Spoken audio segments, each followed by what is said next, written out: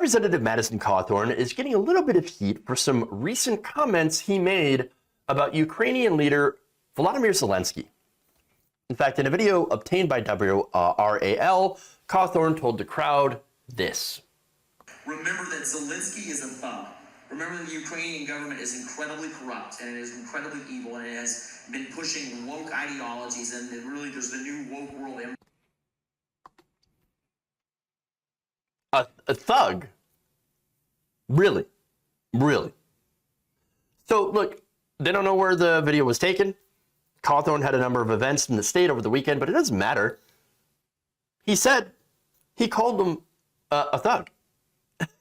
I mean, okay, so they're corrupt, and it's too woke, and that's why they're evil.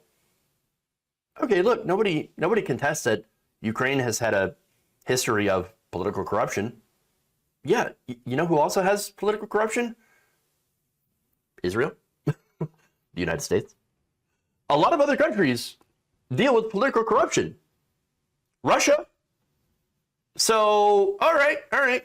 But hey, only call out Ukraine because somehow that fits your narrative. And of course, the narrative is they're evil because they're too woke.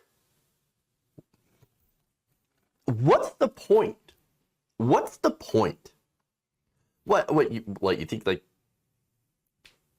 what, Ukraine should just give up and stop fighting Putin and let him have everything? Or I don't understand the point here. I don't understand why he's going out of his way to attack Zelenskyy.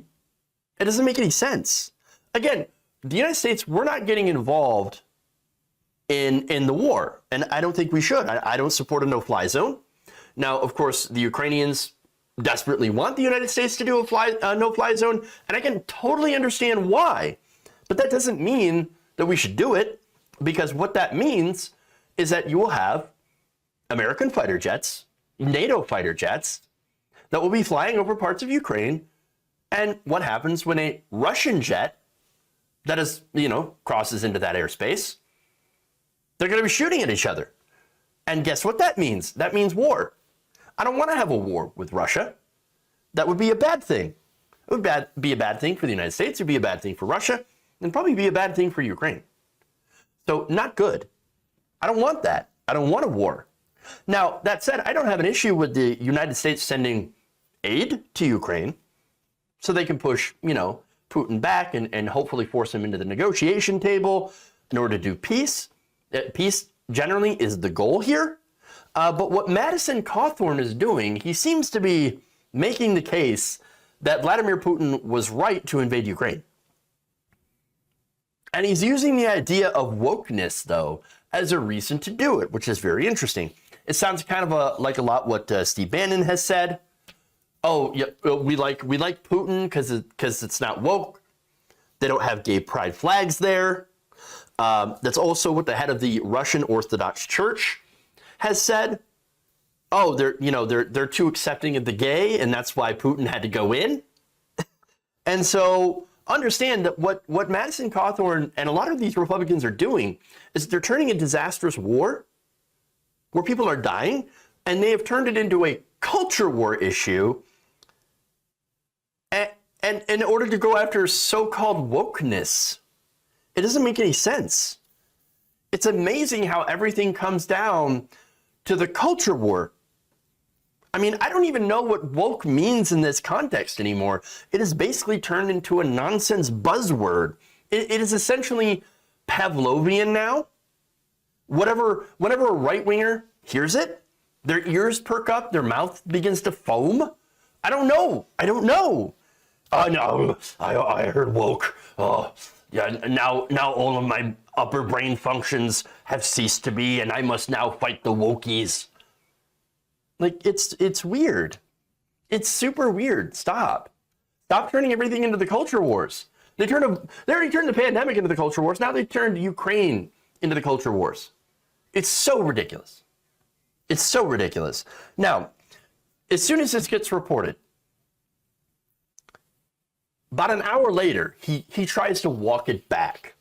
On Thursday afternoon, about an hour After WRAL reported the comments, Cawthorn tweeted that Russian President Vladimir Putin's actions in Ukraine is disgusting.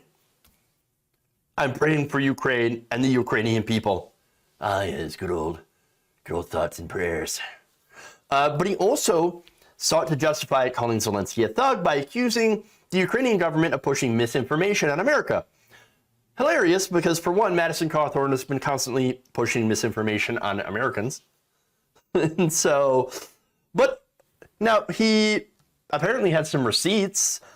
He posted a link to a conservative blog post with some examples, including a story of Ukrainian soldiers on Snake Island who appeared to have been killed in a February 24th Russian attack, later being reported as alive and well. So now, here's the thing. All right. I'm sure you've heard of wartime propaganda. Now, wartime propaganda, it is a very real thing, right? Now, some of that propaganda is meant to delegitimize the opposing faction, of course, or demoralize the opposing faction.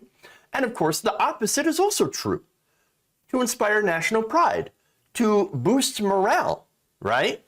So now, the Ukrainians do the propaganda, the Russians do the propaganda. Guess who else does propaganda? So do we. We do wartime propaganda. We've done wartime propaganda for quite some time. Every time we're in a war, in fact. And so every country does it. And that's why you have to be careful, okay? When it comes to reports from wartime, you always have to take that reporting with a grain of salt if it comes from either Ukrainian official sources or Russian official sources. And so understand that that's what they call it, the fog of war, right? Because you're not really sure what's true and what is not true. That said, that alone does not make Zelenskyy a thug. That does not make the Ukrainians evil. If you use his logic, then every country is evil. But now, Cawthorn got pushback from his own party. But first, his opponent, Michelle Woodhouse, said that the comments were both out of touch and boorish, and that she said that that she considers Zelenskyy a hero. You have Republican State Senator Chuck Edwards, another primary opponent, saying, let's be clear, the slug is Vladimir Putin. We must unite as a nation to pray, once again, thoughts and prayers, for President Zelenskyy and the brave people of Ukraine who are fighting for their lives and their freedom. Anything less is counter to everything we stand for in America. And of course, you have Karl Rove. Now, he wrote that he thought the remarks, quote, didn't reflect Republican opinion. Well, I mean, it depends. What you have here is a separation, right? So you got the Trump people, you got Marjorie Taylor Greene, you got Steve Bannon, Madison Cawthorn, and what they're doing is they're basically pushing the, culture war talking points when it comes to war, right? When it comes to this war. Now, that happens to also coincide with Putin. Now, they agree with Vladimir Putin on social issues. Putin is anti-gay, of course. They're anti-gay. Putin he's not really a fan of the press. They're not a fan of the press. Putin is a strongman. They love strongmen. And they can't seem to, they can't seem to stop showing how much they love Vladimir Putin. And then when they get caught, they're like, oh, shoot. Oh, no, Putin, what he did was bad. What he did was bad. So this is a good example of what happens when your only politics, and when it comes to every world issue, because remember, they're looking at this conflict that is going on, that hundreds of people are dying. They're looking at this conflict through only one lens, and that is the lens of the American culture war. When your only politics consists of owning the libs, I mean, that's ridiculous. These people should not be taken seriously.